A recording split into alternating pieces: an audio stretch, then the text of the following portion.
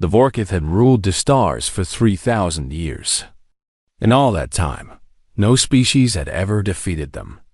No army had ever made them retreat. No enemy had ever made them feel afraid. They were the ultimate hunters, the apex predators of the galaxy, and every living creature knew to fear their name. The Vorkith were terrifying to look at. They stood 8 feet tall with thick armored scales covering their entire bodies. Their eyes could see heat, allowing them to hunt in complete darkness. Their claws were sharp enough to tear through metal. Their teeth could crush bone like it was nothing. They moved with the speed and grace of born killers, because that is exactly what they were. Their home world had made them this way. It was a harsh planet where only the strongest survived. The weak died young. The strong grew stronger. Over millions of years, the Vorkith evolved into perfect killing machines.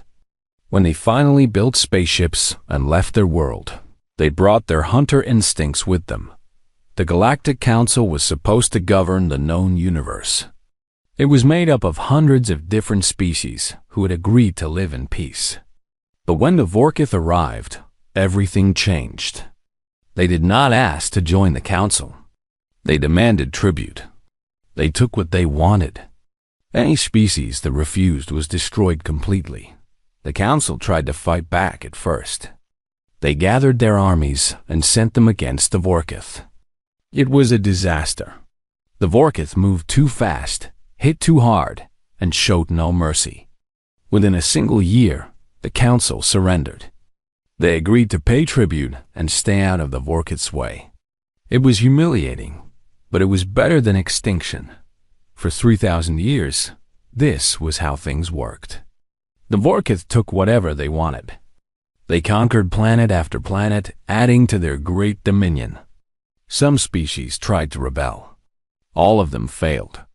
The Vorkith had never lost a war. Many believed they never could. High Warlord Krasvith was the supreme leader of the Vorkith Dominion. He had killed his way to the top, defeating every challenger in ritual combat. His scales were covered in scars from 100 battles. His eyes burned with the cold fire of a true predator. He had personally led the conquest of 30 worlds, and he had never known defeat. Krasvith sat on his throne made of bones when his scouts brought him the news. They had found a new species on the edge of the galaxy, a small blue planet called Earth, orbiting an average yellow star. The creatures living there called themselves humans. The scouts showed Krasvith images of these humans. He studied them carefully. They were small, standing only 5 or 6 feet tall. They had no claws, no fangs, no armor. Their skin was soft and easily broken. Their eyes could not see in the dark. They were slow compared to Vorkith warriors. They seemed weak in every possible way. "Tell me about their military," Krasvith commanded. The scouts explained that humans had only recently learned to travel between stars. Their technology was primitive compared to the Vorkith. Their ships were slow and poorly armed. They had established a few small colonies on nearby planets, but nothing impressive. They seemed to spend most of their time fighting among themselves. Krasvith listened to all of this, and then he did something rare. He laughed. It was a cold, cruel sound that echoed through his throne room. "These creatures are prey," he declared. "They are soft and weak and slow. They will make excellent slaves. We will add them to our dominion, and they will serve us for eternity." His war council agreed enthusiastically. Some of them joked about how easy this conquest would be. One general suggested they could conquer Earth with just a handful of ships. Another said they should not waste good warriors on such pathetic enemies. Krasvith held up his clawed hand for silence. "We will not make the mistake of arrogance," he said. "We will send a proper invasion fleet. Not because we need it, but because it is our way. We are Vorkith. We do not give our prey any chance to escape." He assigned the task to Fleet Commander Thelrix, one of his most trusted warriors. Thelrix was young, but had already proven himself in battle many times. He was eager to add another conquest to his name. "How long do you need?" Krasvith asked. Thelrix thought for a moment. He reviewed the information about human defenses, their population, their colonies. Then he answered with complete confidence. 7 rotations, my warlord. I will crush their resistance in 7 rotations and deliver their world to you as a gift. Krasvith nodded with approval. See that you do. I want their leaders brought before me in chains. I want to see these humans bow. The invasion fleet departed 3 cycles later. It consisted of 500 warships, each one carrying thousands of Vorkith warriors eager for battle. They were the most feared military force in the known galaxy. They had never been stopped. They expected this conquest to be quick and easy as the fleet traveled toward human space. Thelrix reviewed everything his scouts had learned about these strange creatures. The more he studied them, the less he understood. Humans seemed to fight constantly, yet they also created beautiful art and music. They were physically weak, yet they had spread to multiple planets in a very short time. They had short lifespans, yet they seemed to accomplish great things in their brief years. One detail caught his attention. Humans had evolved on a planet filled with dangerous predators. They had survived by working together, using tools, and never giving up. Thelrix found this interesting but not concerning. Many prey species worked together. It never saved them from the Vorkith. He pushed the thought aside and focused on his battle plans. In just a few cycles, he would reach the human colony of New Helsinki on Proxima Centauri. He would demand their surrender. If they refused, he would destroy them. It was simple. It was the Vorkith way. Thelrix had no idea that he was sailing toward the worst defeat in his species' history.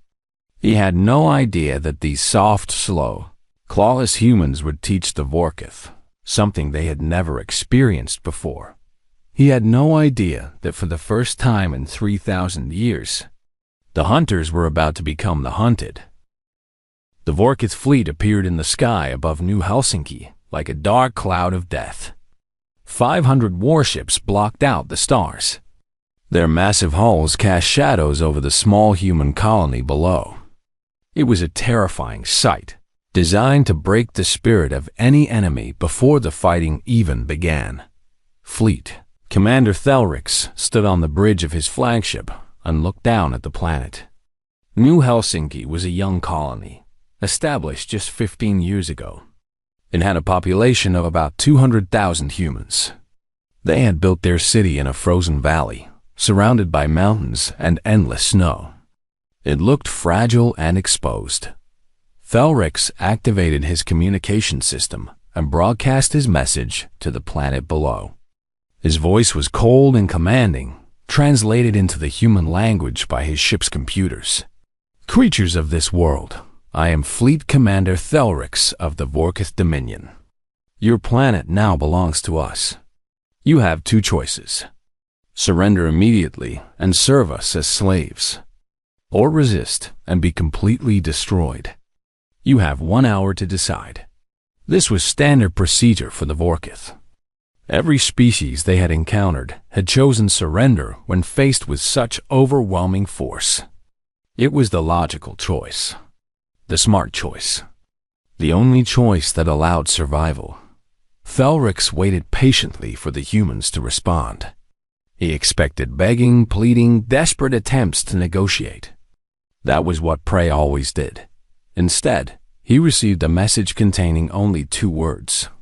Come down. Thelrix stared at the message for a long moment. His officers exchanged confused looks. This had never happened before. No species had ever responded to Vorkith demands with such simple defiance. They must not understand their situation, one officer suggested. Perhaps their translators made an error. Thelrix shook his head slowly. No, they understood perfectly. They simply do not care. A strange feeling stirred in his chest. He did not recognize it.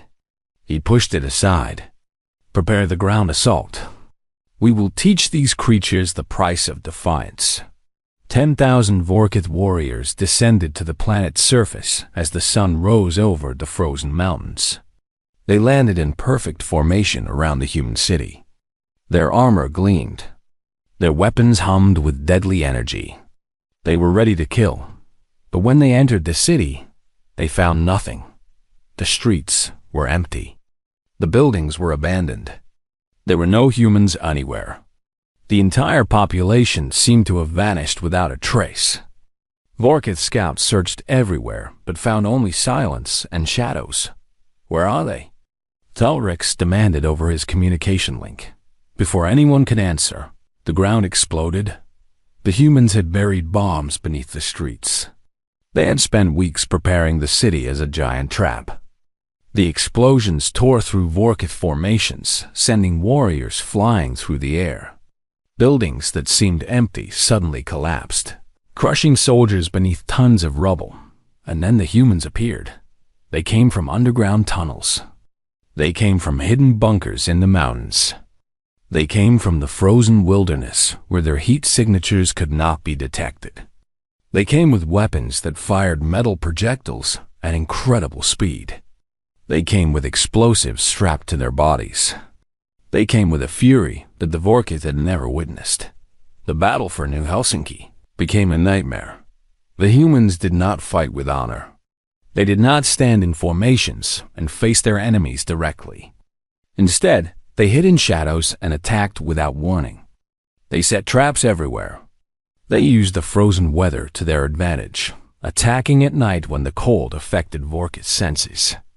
They worked in small teams, striking fast and then disappearing before the Vorkith could respond. Vorkith warriors were trained to hunt prey that ran away. These humans did not run. They attacked, retreated, and attacked again. They seemed to be everywhere and nowhere at the same time. Every street corner hid a sniper. Every building contained an ambush. Every victory seemed to lead to another trap. Commander Thelrix led his elite guard into the heart of the city.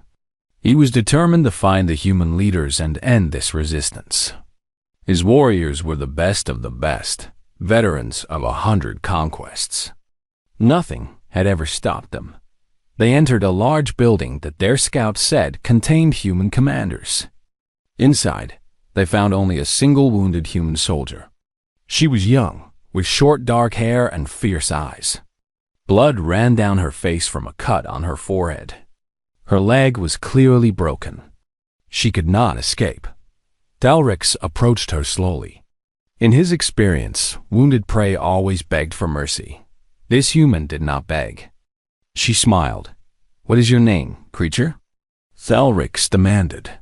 "Sergeant Maria Chun," she replied. Her voice was steady despite her pain. "And you made a big mistake coming in here." The building exploded. Maria had been waiting for the Vorkith to gather inside before triggering the hidden charges. She had used herself as bait, knowing she would die. Thelrix survived only because his armor absorbed most of the blast. Dozens of his elite warriors were not so lucky. As he crawled out of the rubble, Thelrix found another wounded human. This one was male, older, with gray in his hair. He was dying, but he was still conscious. He was still fighting. Thelrix grabbed a human and lifted him off the ground. "Why?" he demanded. "Why you fight? You cannot win. You are weak. You are outnumbered. Why do you not surrender?" The human coughed blood and then laughed. It was a strange sound, filled with dark amusement. "You really don't understand, do you?" The human said. "You think you're predators. You think we're prey. But you've never fought something like us before. What are you?" Thelrix asked. The human's eyes met his. There was no fear in them, only a fierce, burning determination. "We evolved on a planet where everything wanted to kill us. Lions, wolves, bears, sharks, snakes, disease, weather, each other. We spent 1,000,000 years being hunted by everything with teeth and claws. And you know what? We survived. We survived them all. We didn't survive because we were the strongest or the fastest. We survived because we never ever gave up. The human's voice grew weaker, but his words remained clear. You want to know what we are? We're the species that figured out how to hunt the hunters. We're the prey that became predators. And you just picked a fight with the most stubborn, vengeful, creative killers in the galaxy. The human died with a smile on his face. Thelrix stood alone in the ruins, surrounded by the bodies of his warriors. For the first time in his life, he felt something cold crawling through his chest. He did not know what to call it. It was doubt. The battle for New Helsinki lasted 30 days. The Vorkith eventually took the colony, but at a terrible cost. They lost 2,000 warriors to capture a city of 200,000 civilians. The humans had fought to the last soldier. They had made the Vorkith pay in blood for every street, every building, every room. When Thelrix sent his report to High Warlord Krasvith, he did not lie. He could not hide the truth. My warlord, he said, these humans are different. They do not fight like any species we have encountered. They are dangerous. We need more warriors. Many more. Krasvith listened to the report with growing anger. This was not how conquests were supposed to go. This was not how prey was supposed to behave. You will have your reinforcements, he said coldly. And then you will crush these humans completely. Make them pay for every Vorkith life they have taken. Thelrix bowed his head. It will be done, my warlord. But as the communication ended, both warriors felt something they had never felt before. Uncertainty. The Vorkith sent 10 times more warriors to human space. Where 500 ships had failed, now 5,000 ships arrived. High Warlord Krasvith was determined to crush this strange resistance quickly and completely. He would show the galaxy that no species could defy the Vorkith and survive. Fleet. Commander Thelrix led the reinforced invasion force against the remaining human colonies. He had learned from his mistakes at New Helsinki. He would not underestimate these creatures again. He ordered his warriors to burn everything, show no mercy, and leave nothing standing. The Vorkith swept through human space like a storm of death. They attacked colony after colony, destroying cities and killing millions. Their superior technology and overwhelming numbers seemed unstoppable. Human ships were blown apart in space. Human armies were crushed on the ground. It looked like the end for humanity, but something strange began to happen. The humans did not break. No matter how many times the Vorkith defeated them, they kept fighting. When one army was destroyed, another appeared. When one city fell, the survivors joined resistance groups and continued to fight from the shadows.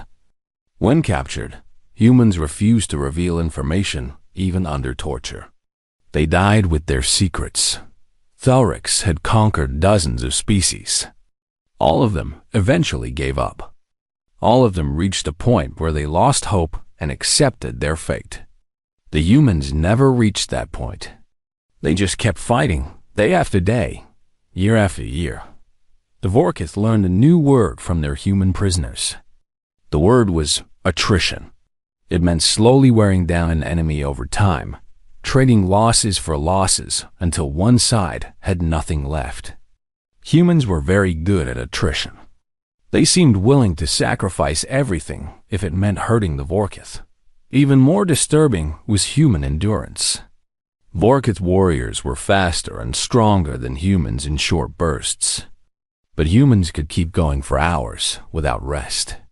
Their bodies had evolved for long-distance travel. They could march all day, fight a battle, and then march again. They did not stop to sleep when Vorkith warriors collapsed from exhaustion. Vorkith raiding parties learned to fear human pursuit. They would attack a human position, thinking they had won, and then retreat to rest. Hours later, the same humans would appear again, having tracked the Vorkith through the wilderness without stopping. The hunters became the hunted. Human medicine was equally terrifying. The Vorkith believed that serious wounds meant death or retirement from battle. Humans disagreed.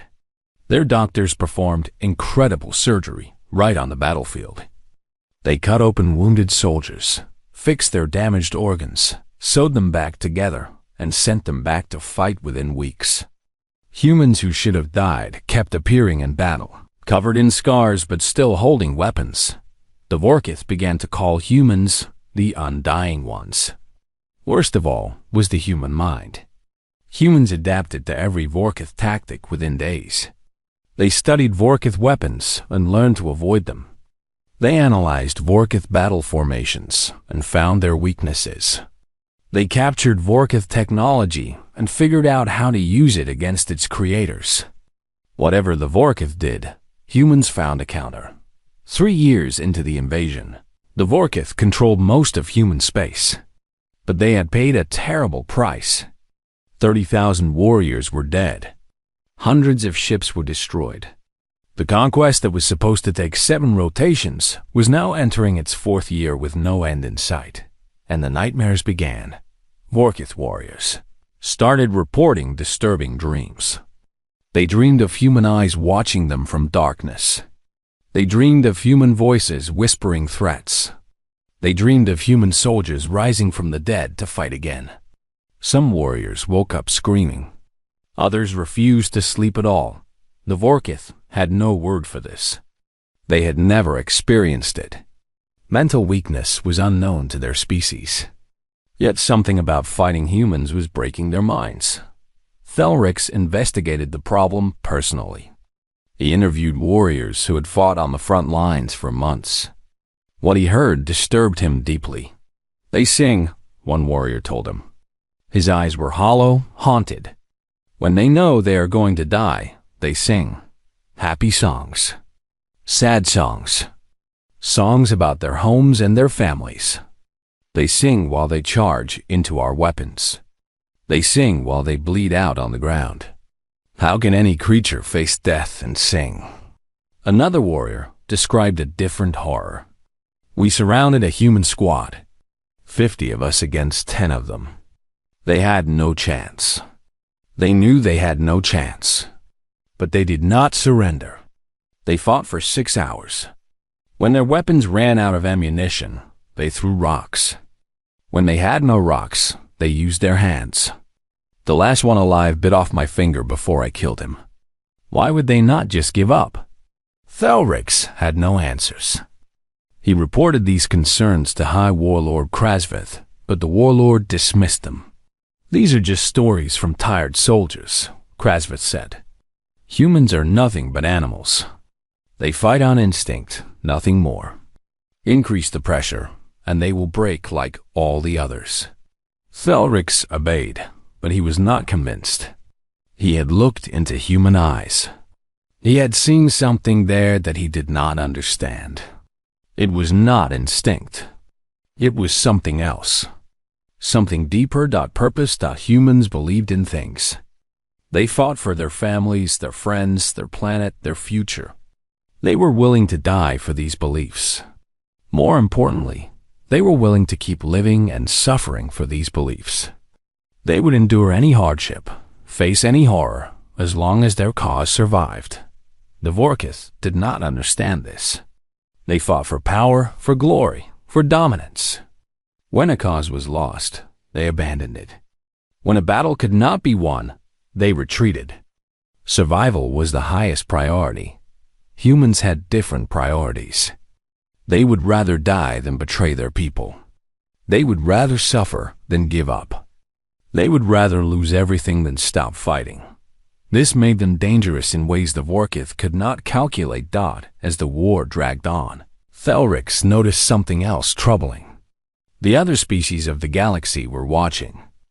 The Galactic Council, which had trembled before the Vorkith for 3,000 years, was paying attention. They saw humans resisting the unbeatable enemy.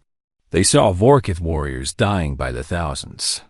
They saw the mighty Dominion struggling against a species they had dismissed as weak. Hope is a dangerous thing. For 3,000 years, The conquered peoples of the galaxy had lived without hope. The Vorkith were too strong. Resistance was impossible. Better to submit and survive. Now they were starting to wonder. If humans could fight back, maybe they could too. Thalrix could feel the change spreading across the stars. The Vorkith Dominion was built on fear. And for the first time in 3,000 years, that fear was starting to fade. He sent an urgent message to High Warlord Krasvith. "My warlord, we must end this war quickly. Every day it continues, our empire grows weaker. The humans are not just fighting us. They are showing the galaxy how to fight us. If we do not crush them soon, we may face rebellions on 100 worlds." Krasvith read the message and made his decision. "If we cannot defeat them piece by piece," he declared, "then we will cut off the head. Assemble every ship in the Dominion. We march on Earth." The final battle was coming. High Warlord Krasvith assembled the largest fleet in Vorkith history. Over 10,000 warships gathered from every corner of the Dominion. 2 million warriors prepared for battle. It was a force that could conquer entire civilizations. It was all aimed at one small blue planet. Earth. The journey to the human homeworld took 3 months. During that time, Krasvith planned his assault carefully. He studied every report from the war so far. He learned from every mistake his commanders had made. He would not underestimate the humans. He would crush them with overwhelming force and leave nothing behind. The human fleet met them at the edge of the solar system. It was a brave but hopeless gesture. The humans had gathered every ship they could find, but they numbered only 300 against 10,000. Their technology was still primitive compared to Vorkith weapons. They had no chance of winning. They fought anyway. The space battle lasted 12 hours. Human ships charged directly at the Vorkith fleet, firing everything they had. They aimed for engines, for bridges, for weapon systems. When their missiles ran out, they rammed Vorkith ships with their own vessels. Suicide attacks claimed dozens of Vorkith warships. For every Vorkith ship destroyed, 20 human ships were lost. It was exactly the kind of exchange the humans could not afford. But they had never expected to win this battle. They were buying time. While the fleet fought and died in space, the people of Earth prepared. Civilians evacuated to underground shelters. Soldiers took positions in cities and mountains and forests. Factories worked day and night, producing weapons and ammunition. Everyone who could hold a gun was given one. The orbital defenses fell after 2 days. The Vorkith bombarded Earth's cities from space, turning great buildings into rubble. Millions died in the initial attacks. The survivors kept fighting. Krasvith landed his forces on every continent. He wanted to end this war personally. He wanted to walk through human cities and see their leaders bow before him. He chose to lead the assault on a human city called Volgograd, near the ruins of an older city called Stalingrad. The humans had broadcast a message specifically inviting him there. They said they had chosen this place for him. They said it had special meaning. Krasvith did not understand the reference. He did not care. He would destroy this city like all the others. He was wrong. The Battle of Volgograd became a nightmare that the Vorkith would remember for generations. The humans had turned every building into a fortress.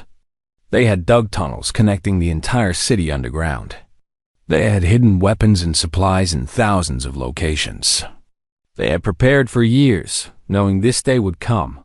Vorkith warriors entered the city, expecting quick victory. Instead, they found hell. Every street was a death trap. Snipers fired from windows and rooftops. Explosives were buried under roads. Buildings collapsed on advancing columns. The humans attacked from front and behind at the same time. They appeared from manholes, from basements, from piles of rubble that seemed like safe cover. The Vorkith could not use their superior numbers. The narrow streets made large formations impossible. Their advanced weapons were less useful in close combat. Their armored vehicles got stuck in rubble and became targets for human rockets. Day after day, the fighting continued. The Vorkith would capture a block, then lose it to a counterattack. They would clear a building, then find humans had returned through the tunnels.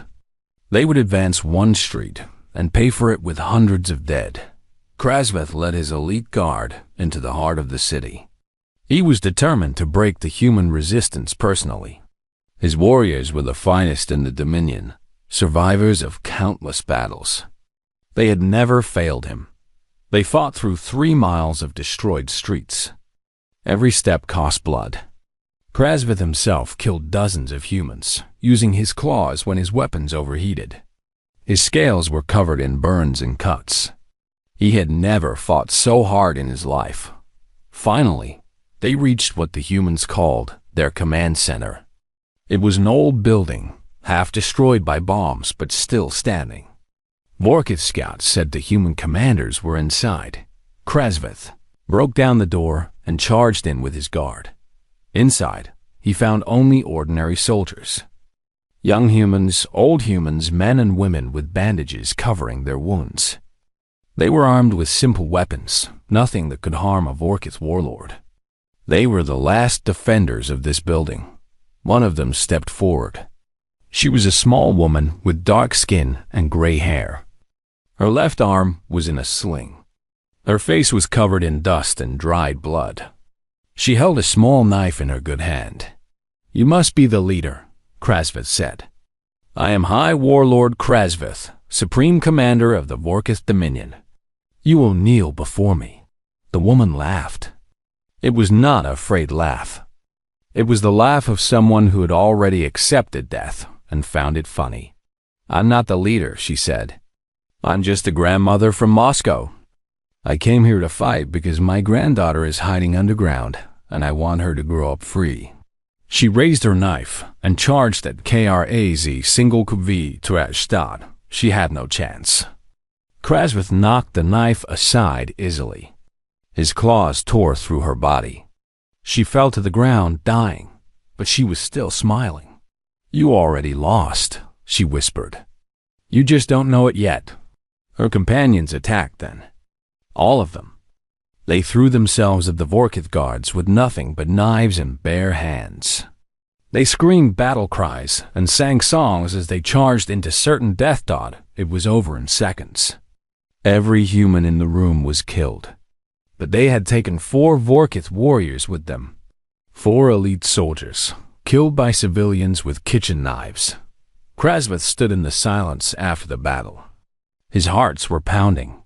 His claws were shaking. He looked down at the grandmother's body and felt something he had never felt before.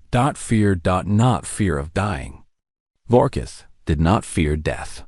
Fear of something else.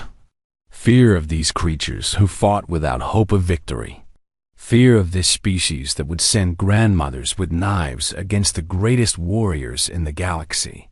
Fear of an enemy that could not be broken, could not be intimidated, could not be stopped. The siege of Volgograd lasted 8 months. The Vorkith eventually captured the city, but it cost them 100,000 warriors. 100,000 of the Dominion's finest, killed in a single city on a single planet. Similar reports came from all over Earth. Every city was a bloodbath. Every forest hid ambushes. Every mountain contained tunnels full of fighters. The humans died by the millions, but they never stopped fighting. When Earth finally fell, Krasveth stood in the ruins and tried to feel victorious. He felt nothing but a cold emptiness in his chest. He had conquered Earth, but he had lost something far more important. He had lost the belief that the Vorkith could never be defeated. The Vorkith Dominion celebrated the conquest of Earth. High Warlord Krasveth announced total victory to the galaxy. Human resistance had been crushed. Their homeworld was in Vorkith hands. The war was over. It was a lie. Krasveth knew it. His commanders knew it. And soon the entire galaxy would know it too. The conquest of Earth had cost the Dominion 60% of its military. 600,000 Vorkith warriors lay dead. Over 3,000 warships were destroyed. The greatest army the galaxy had ever seen was now a broken shadow of itself, and the humans were not finished. While the Vorkith had focused everything on conquering Earth, the human colonies had been busy. They had gathered survivors from destroyed worlds. They had built secret factories on hidden moons. They had collected every piece of Vorkith technology they could find and learned how to copy it. They had trained millions of new soldiers. Most importantly, they had been planning revenge. 6 months after Earth fell, the human counterattack began. It started with the supply lines. Human raiders appeared from nowhere and attacked Vorkith transport ships. Food, weapons, fuel, all the things an army needs to survive. The humans destroyed them without mercy. Vorkith garrisons on conquered worlds began to starve. Then came the rebellions. On a dozen planets across the Dominion, species that had been slaves for centuries suddenly rose up against their masters. They had watched the humans fight. They had seen the Vorkith bleed. They had learned that the great hunters could be hurt. The Vorkiths found themselves fighting a war on 100 fronts. Every time they sent ships to one crisis, 2 more erupted somewhere else. Their empire was too large and their army too small. They could not be everywhere at once. Human ships appeared in Vorkith space, painted with the names of destroyed colonies. New Helsinki, Proxima Station, Armstrong City, Earth. Every ship carried the memory of the dead and the fury of the survivors. The humans called this strategy total war. They did not fight for territory or resources. They fought for destruction. They fought for vengeance. They fought to make the Vorkith pay for every life they had taken. Krasvith watched his empire crumble. Every report brought more bad news. Rebellions, defeats, retreats. For the first time in 3,000 years, the Vorkith were losing. He called Fleet Commander Thelrix to his throne room. Thelrix had survived the war so far, though he was changed. His eyes were tired. His movements were slow. The endless fighting had worn him down. "Tell me honestly," Krasva said. "Can we still win this war?" Thelrix was silent for a long moment. Then he spoke the truth. "No, my warlord. We cannot. The humans are too many, too angry, and too determined. They will not stop until we are destroyed or we surrender. There is no other outcome."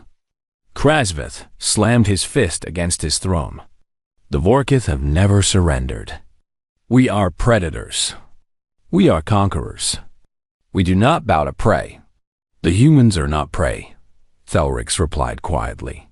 "I do not know what they are, but they are not prey." The war continued for 4 more years. The Vorkith fought with everything they had. They won battles here and there, but they could not stop the tide. Human fleets grew larger, while Vorkith fleets grew smaller. Human soldiers appeared on world after world, liberating populations and turning them against the Dominion.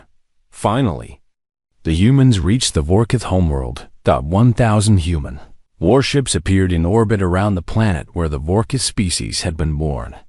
They did not attack immediately. Instead, they sent a message. "People of Vorkith," the message said, "we are not here to destroy you. We are here to end this war. You have 2 choices. Surrender and live in peace, or fight and die. Choose." It was the same choice the Vorkith had given humanity 5 years earlier. The humans had answered with defiance. Now the Vorkith had to make their own choice. Krasvith wanted to fight. He wanted to die in battle like a true warrior. But his people had suffered enough. His species had lost half its population. Their empire was gone. Their pride was broken. For the first time in 3,000 years, the Vorkith surrendered. The peace treaty was signed on a human ship called the Remembrance. Krasvith walked through corridors lined with human soldiers. They did not attack him. They did not insult him. They just watched with cold, hard eyes. The human ambassador was a woman named Sarah Okonkwo. She was tall and thin, with silver hair and a face marked by years of war. She had lost her entire family when the Vorkith attacked Earth. She had every reason to hate Krasvith. Instead, she was calm and professional. The treaty terms were harsh but fair. The Vorkith would give up their empire. They would free all the species they had conquered. They would destroy most of their warships. They would pay for the damage they had caused. Krasvith signed everything without argument. He had no choice, but before the ceremony ended, he had one question. How? He asked Sarah Okonkwo, "How did your species do this? You were weak. You were primitive. We should have destroyed you easily. How did you survive?" Sarah considered the question carefully before answering. "You are predators," she said. "You evolved to hunt, to kill, to win quickly and move on to the next target. When something fought back, you destroyed it with overwhelming force. You never learned patience. You never learned to lose and keep fighting." She leaned forward and her eyes met his. "My people evolved on a world that tried to kill us every day. Predators hunted us. Diseases killed us. The weather destroyed our homes. Other humans attacked us. We should have gone extinct 100 times. But we didn't. We survived because we learned something that predators never learn." "What?" Krasvith asked. "We learned that survival is not about being the strongest," Sarah said. "It is about being the one who refuses to die. It is about getting up after every defeat. It is about fighting when there is no hope, because fighting is all that matters. It is about loving something so much that you will suffer anything to protect it." She stood up and looked down at the greatest warlord the Vorkith had ever produced. "You were apex predators," she said. "You feared nothing in the galaxy. But you made one mistake. You attacked the one species in the universe that was more stubborn, more vengeful, and more determined than you. You attacked the species that taught itself to hunt predators."